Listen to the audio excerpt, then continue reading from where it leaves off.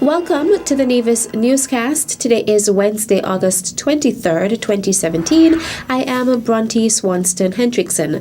A 40-member delegation left Nevis today to travel to Leeds, England to take part in the 50th anniversary of Leeds Carnival. We'll hear more in this report. The Nevis Cultural UK Exchange delegation gathered at the Charlestown waterfront in preparation to board the ferry to travel to St. Kitts. A member of the delegation, Charmaine Howell, spoke briefly with the Department of Information about the trip. Today we have a delegation traveling to Leeds to be part of the 50th anniversary of Leeds Carnival. There are 40 delegates traveling today, and we're going to pay tribute to Arthur France, who is a Nevisian. He's of Nevisian heritage, and he was the person who started, or one of the people responsible for starting the Leeds Carnival. So we have a group of masqueraders, a string band, dancers, poets, etc., and we're all going to be going up to experience Leeds Carnival and, of course, to share some of the Nevisian culture with the Caribbean people in the UK. So we're expecting it to be 10 days of very intense action, but we're looking forward to being part of Leeds Carnival this year. During the visit, they will attend the 50th anniversary of the Leeds West Indian Carnival Queen and King Show at the Leeds Playhouse on August 25th. The following day, Premier Amory, accompanied by Mrs. Amory, will unveil a plaque in honor of Mr. France in recognition of the Leeds West Indian Carnival's 50th anniversary from 1967 to 2017. He will also deliver brief remarks. Premier Amory will attend the third day of the international cricket match between England and the West Indies as a special guest at Headingley Cricket Ground in Leeds. Nevisian cricketer Kyron Powell is slated to take part in the game. Later that evening, senior Calypsonian This and That will make a guest appearance at the Soca Monarch competition at the Leeds West Indian Centre Marquee. The Sugar Hill String Band will be the opening act for the event. On August 27th, the delegation led by Premier Amory will attend a service of Thanksgiving at Roscoe Methodist Church, where he is expected to deliver brief remarks.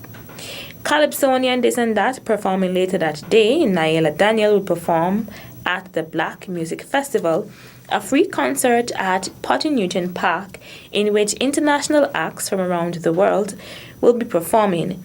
She will be introduced as a breaking act. At the Soca Village in Chapeltown, breaking acts Deli Ranks and X-Man are slated to perform as guest artists. The delegation is expected to participate in Juve Morning on August 28th from 6 a.m. to 10 a.m. and in the Parade of Costumes and Troops from 1 p.m. to 8 p.m. at Potting Newton Park. On August 29th, the delegation will be hosted by the Lord Mayor of Leeds, Jane Dawson, at cocktail reception at Civic Hall. The following day, the delegates will be taken on a tour of Leeds hosted by the Leeds Committee. On Thursday, August 31st, they will pay tribute to Mr. France through a number of cultural performances at the Leeds West Indian Centre before they return to Nevis on September 2nd.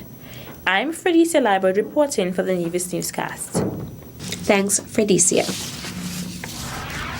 The final piece of Stage 1 of the Mondo track is currently ongoing at the Nevis Athletic Stadium, situated at Long Point. Project manager Timothy Keynes spoke about the ongoing work. We began with the black straight, done just about 70 meters over the last day and a half, and that process will continue around the entire oval and then the field event areas.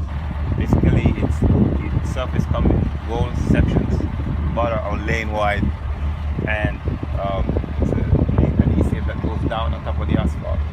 Then the surface is laid, and of course the bricks hold it in place until the glue binds. So that is what we're doing at this point. We started laying the surface yesterday. A little bit of prep work was done Saturday and Sunday. On Saturday we had a lot of rain, so we couldn't do much. But this process is going to take about 3 weeks to complete.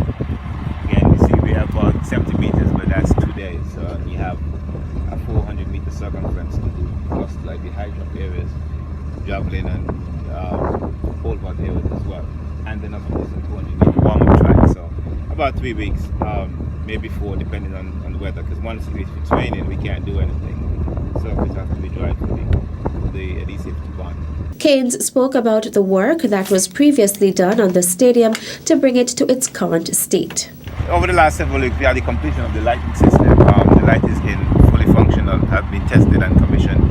We have a 4-pole design that has 3 different lighting systems on it, where you can light just the football field if you want to, or just the track, or just the warm-up track, or you can have all 3 running concurrently. So that is completely in. We've made some advancement improvement on our grass. It's looking much better. It's coming in nicely. We actually did a cut of the high areas a few days ago. So some of those brown spots you see, because of the type of grass, it's just the last inch and a half that stays green. So if it gets too long, when you cut it, you'll see those brown patches. So that will green back out in a couple of days. So in terms of the phase 1 itself, this really is the last piece. And of course some general cleaning up of the site. We've started building a stone wall on this eastern section. Give it a more unique Nevision type of personality to the entire facility. The project started on the 15th of December in 2016. Leading a small group of government officials to the Republic of China, Taiwan, head of the delegation and foreign minister, the Honorable Mark Brantley, along with the Honorable Eugene Hamilton of the Federal Cabinet and Honorable Alexis Jeffers of the Nevis Island Administration, sought to expand the ties with Taiwan during meetings with high-level government officials on a visit to that country. In his welcoming address to the delegation, Minister Lin of the Council of Agriculture of Taiwan acknowledged the ongoing beneficial relationship between Taiwan and the Federation and pledged the Council's ongoing support to the many projects underway in the Federation. Minister Lin also committed his ministry to working collaboratively with the Ministry of Foreign Affairs of Taiwan to explore ways in which Taiwan's assistance to the Federation in the area of agriculture can be enhanced. Minister Brantley reiterated his gratitude for the Taiwan's contribution to the sector, while Ministers Hamilton and Jeffers laid out additional areas of partnership with the government of Taiwan. The delegation also met with the Secretary General, His Excellency Timothy Sang of Taiwan's International Cooperation and Development Fund, ICDF, to discuss ongoing and future projects in St. Kitts and Nevis.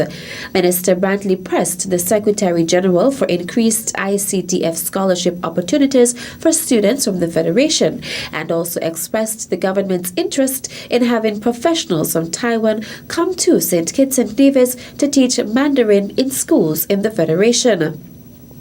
Secretary General Hisang assured the delegation that his office would coordinate with MOFA to look at project proposals discussed with a view to assisting the Federation in human resource development.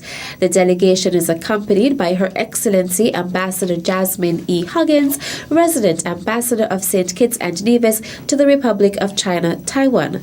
Other members of the delegation include Nicole Slack-Liebert, Permanent Secretary in the Ministry of Health, and Kevin Barrett, Permanent Secretary in the Ministry of Education in the Nevis Island Administration. Still to come, Nevis Historical and Conservation Society to host 25th Annual Coastal Cleanup.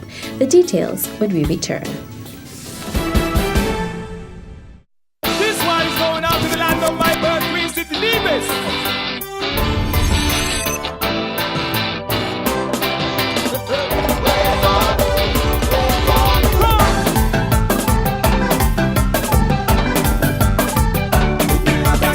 Truly, one of the few places that has an untouched beauty that has captivated the hearts of many.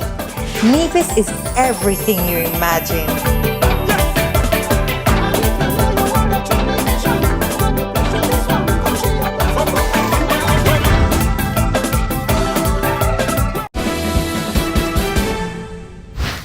Welcome back. The Nevis Historical and Conservation Society NHCS will host their 25th annual Nevis Coastal Cleanup on Saturday, September 23rd, 2017. The cleanup will commence at 7 a.m. and conclude at noon at the Coconut Grove Restaurant.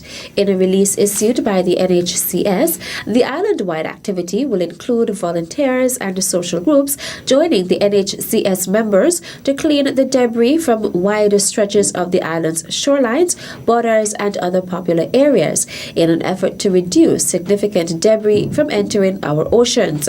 The Nevis Coastal Cleanup is Nevis's main contribution to the International Coastal Cleanup, and during 2016, hundreds of local volunteers participated and collected over 4,000 pounds of litter. Volunteers covered approximately 10 to 12 miles and collected approximately 21,000 items. In some locations, the NHCS has seen a marked decline in refuse, but some areas remain a cause for concern. Interested groups and individuals are asked to register at the NHCS's Alexander Hamilton Museum in Charlestown. Nevision and Kittitian entrepreneurs Tito Chapman and Akila Henry will travel to Atlanta, Georgia in the United States of America in October and join 248 entrepreneurs from across the Caribbean and Latin America for a 4-week Young Leaders of the Americas Initiative YLAI Professional Fellows Program. Henry and Chapman, who were each selected from over 3,000 applicants, along with their counterparts in 36 countries throughout Latin America and the Caribbean. According to SKN Pulse, Tito Chapman is a founder and chief executive officer, CEO of SKN Pulse, a media and advertising company that allows its customers to market their businesses, run social media campaigns, and create brand awareness in an effective way. Chapman previously worked as a teacher, coach, and mentor at the Joyce and Lyman Primary School, JLPS. While Henry is the founder and president of a startup domestic violence organization, Hope by Help, whose mission is to raise awareness about domestic violence through advocacy, sharing of resources, and assistance. Henry is also the media officer in the Ministry of Education for the Government of St. Christopher and Nevis and holds a Bachelor of Arts in Communication, specializing in speech communication from the University of the Virgin Islands, UVI. It is expected that during the program, the 2017 fellows will advance their entrepreneurial ideas and build leadership skills to effectively contribute to social and economic development in their respective communities. Upon completing the exchange, the participants will return to their ventures with new insight, resources, ongoing support from U.S. counterparts, and an improved network. And that brings us to the end of this edition of the Nevis Newscast. I am Bronte Swanston Hendrickson. Thank you for viewing. At a loss as to what's going on in Nevis? Tune into NNC on NTV. Don't worry if you don't have cable either. NNC will bring the news to you wherever you are. Facebook and Facebook Live. YouTube and YouTube Live. NevisTVOnline.com. Roku app, NTV mobile app, Smart TV, Apple TV, and any other IPTV platforms. When me ANC and you ANC, NNC.